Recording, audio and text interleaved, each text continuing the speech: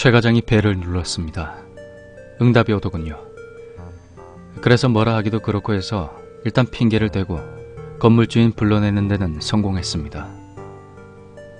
같이 가신 무당분을 앞에 두고 우린 뭐라 설명을 해야 될지 참 난감합니다.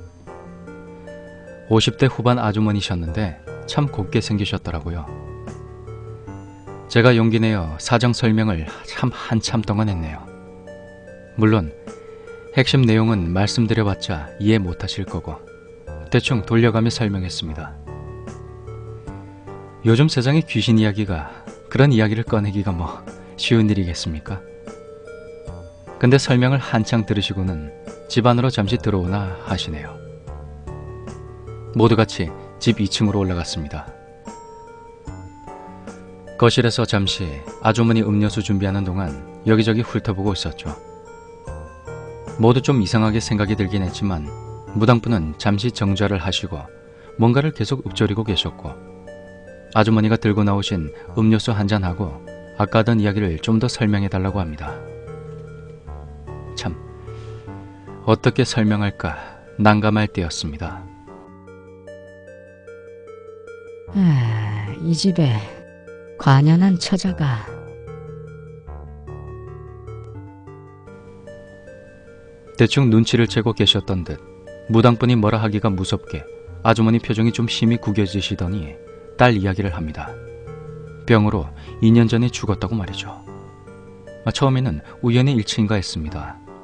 하지만 아주머니 설명을 듣고 얼마나 놀랐는지 처음에는 요즘 들어 죽은 딸아이가 꿈에 나타나서 계속 하소연한다고 합니다. 어떻게 할지 몰라서 참 난감해하던 차였고 딸이 죽은 것은 물론 병 때문인데 그게 무슨 병 때문인지 지금 기억이 잘 나지 않습니다. 죽은 때가 26살 때라고 하더군요. 그러니까 죽기 2년 전 딸이 사랑하는 사람 있다고 결혼 전제로 소개시켜준다고 남자를 데리고 왔는데 집안이 너무 안 좋고 가난해서 반대를 했답니다. 그것을 떠나 남자가 참 마음에 안 들었답니다. 아버님도 반대를 하시고 절대 결혼 승낙 못한다라고 하셨다죠. 처음엔 그렇게 했던데 남자 한번 더 판단해보자고 그렇게 결정하자고 아버님이 말씀하셔서 어느 날 다시 찾아온 남자를 앉혀두고 심하게 꾸중을 하셨는데 사실 부모님 입장에서 남자가 어떻게 나올지 시험하고 계셨던 거죠. 둘이 죽자 사자 못 이겨 하는데 내심 마음속으로는 결정을 내린 후였고 마지막으로 사람 됨됨이를 보려고 그렇게 몰아세운 것이죠. 그런데 남자가 속이 좀 좁은 모양이었습니다.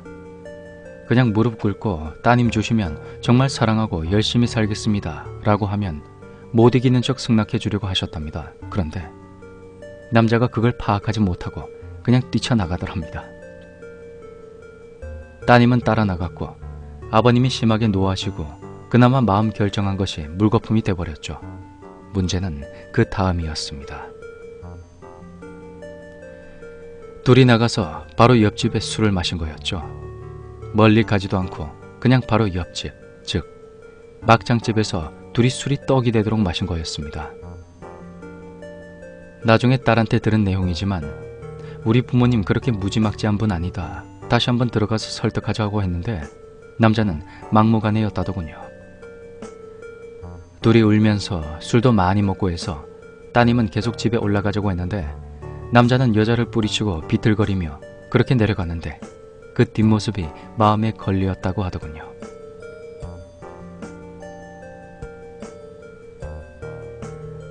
그렇게 남자를 보내고 며칠 뒤 연락이 왔는데 따님 친구였습니다.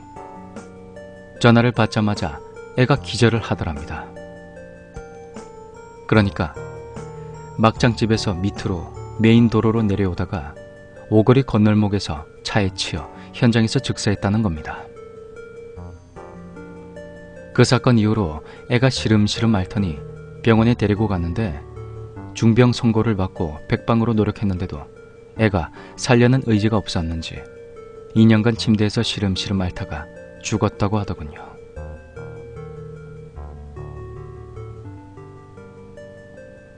물론 병원에 입원시키고 할 수 있는 노력은 다 했는데 결국 살려는 의지를 잃은 환자는 명약을 먹이더라도 가능성이 없다고 한 것처럼 그렇게 죽었답니다. 여기까지 이야기를 들었는데 최 과장이랑 용팔이랑 저는 할 말을 잃어버렸습니다.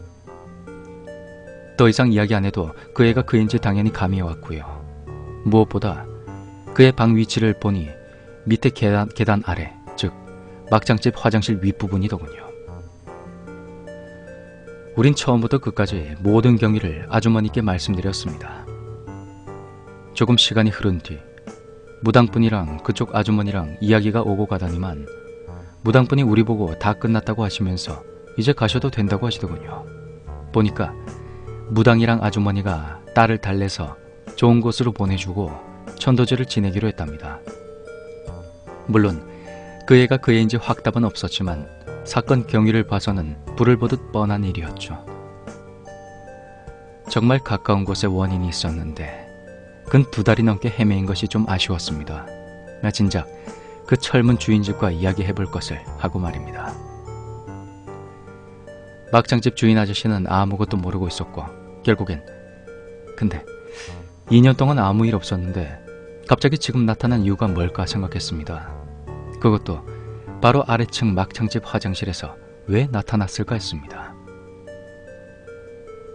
나중에 안 사실이지만 제가 처음 본 날, 그러니까 그의 혼자 막창집에 나타난 날, 그 자리에서 아마 남친이랑 술 마신 것 같습니다. 제가 처음 혼자 여자가 술 마신 걸 본 날 참 눈에 밟혔었는데 그것이 사람이 아니라고 생각하는 순간, 물론 딴 사람이었는지도 모르지만 그날 어머니가 짐 정리를 해서 본래 사람이 죽으면 그 사람 생전에 쓰던 것을 다 태웁니다. 그런데 어머니가 애처로워서 딸아이가 가장 좋아하던 옷 몇 가지랑 소품은 따로 챙겨 놓으셨고 장롱 안에다가 놓아두셨다고 했습니다. 근데 며칠 전 아버지께 들켜서 갖다 버리라고 해서 그냥 버리기는 못해서 아래층 창고, 그러니까 철문 있는 곳에 두었는데 원래 철문은 단단히 잠겨져 있는데 우리가 처음 목격할 때는 잠겨져 있지 않았습니다. 우리가 간 지 며칠 전 취객이 화장실을 착각하고 잡아당겨서 잠금장치가 뜯겨나갔던지 고장이 나버린 거였죠. 그러니까 그의 물건이 그때 어디서 그렇게 돼버린 것 같습니다. 죽은 사람이 생전에 가장 아끼던 물건들이었는데 그것 때문에 그 애가 나타난 것이 원인이 될 수도 있고요. 그렇게 남친을 보낸 게 억울한 건지 한이 남았는지 아니면 그 사고를 자기가 막을 수 있었다고 생각했는지 생각해보면 그때 몇 사람이 그녀한테 홀려서 오거리까지 가긴 했지만 결론은 사고당한 사람은 없었습니다. 용팔이 이야기를 할까요? 우연인지 아주머니 말로는 참 느낌이 닮았답니다. 그 남친분과 말이죠. 물론 제가 장난친 사건도 있었지만 그 애가 정말 용팔이 데리고 가려고 했었는진 모르겠습니다만 그럴 이유가 전혀 없었는데 그 애가 왜 그랬는진 모르겠습니다. 남친이 자기 때문에 죽은 거라고 자책을 했다면 용팔이한테 왜 그런 해코지를 했는지 납득이 가지 않았죠. 여하튼 그날 이후로 더 이상 소식도 없었고 용팔이 부모님 모시고 용팔이도 더 이상 그 애가 나타나지 않는다고 합니다. 한 일주일 정도 많이 떨었는데 별반 아무런 일이 없어서 이제 편하게 잔다고 합니다. 그리고 몇 달간 간간히 소식을 주고받았는데 이젠 웃고 말더군요. 단지 달라진 게 있다면 최 과장이었습니다. 그 사건 이후로 묘하게 사람이 조금씩 삐뚤어져 간다고 느꼈습니다. 생전 화를 잘 안 내는 성격인데 부하 직원들 몰아세우고 우기고 이상한 행동을 하더니 근 1년 정도 되었나? 혼자 아무런 소식도 없이 회사 안 나오더니 알아보니 퇴사를 했답니다. 연락도 안 되고 휴대폰도 없애고 완전 증발해버리더군요.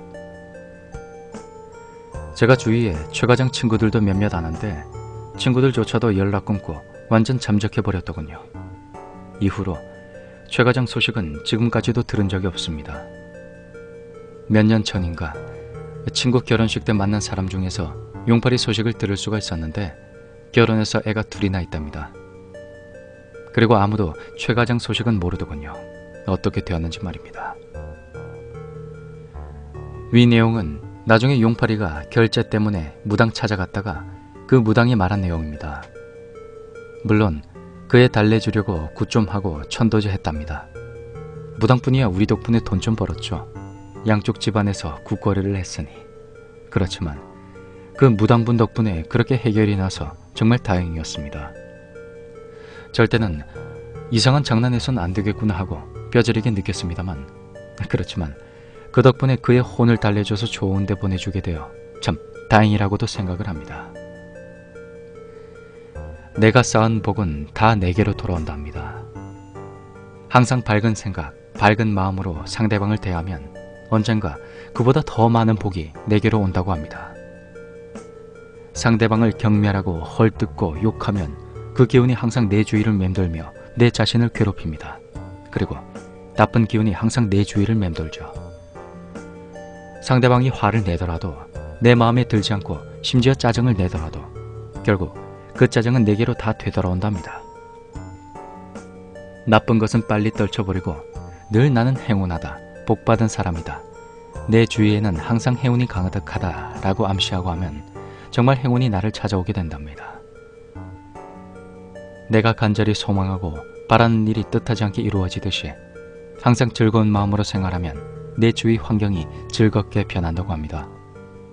그 과정이 힘들고 괴로울지라도 늘 바다와 같은 마음으로 늘 넉넉한 인심을 가지고 지금 내가 조그만 손해를 볼지라도 그것이 나중에 엄청난 행운을 가지고 온다고 그렇게 생각하십시오.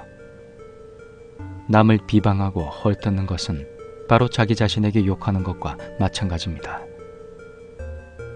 마음에 들지 않더라도 다른 사람들을 칭찬해 보십시오. 그럼 이만.